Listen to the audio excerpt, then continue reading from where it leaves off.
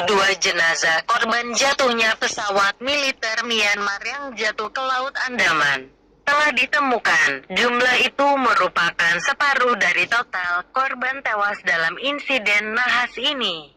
Pesawat transportasi buatan China jenis Y-8-200F itu jatuh ke Laut Andaman pada Rabu, 7/6 waktu setempat. Sedikitnya 122 penumpang dan awak ada di dalam pesawat yang jatuh saat tengah mengudara dari kota Myeik menuju Yangon, kota terbesar di Myanmar, dituturkan militer Myanmar, seperti dilansir Reuters, Senin, tanggal 12 Juni tahun 2017. Sejauh ini sudah ada 62 jenazah korban yang ditemukan. Upaya pencarian serta penyelamatan korban telah memasuki hari ke-6 dan terus berlanjut.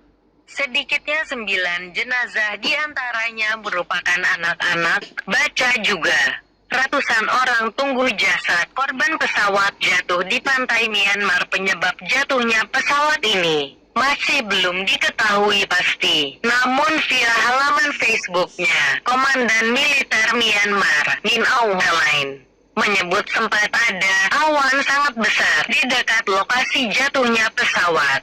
Namun dia tidak menjelaskan lebih lanjut. Pesawat yang jatuh diharapkan bisa segera ditemukan, mengingat lokasi jatuhnya ada di dalam wilayah negara ini dan beberapa bukti telah dikumpulkan, ucapnya. Otoritas Myanmar menolak tawaran bantuan beberapa negara, termasuk China. Sementara itu, beberapa jenazah korban yang berhasil diangkat dari lautan dan telah diidentifikasi telah dikremasi sejak pekan lalu.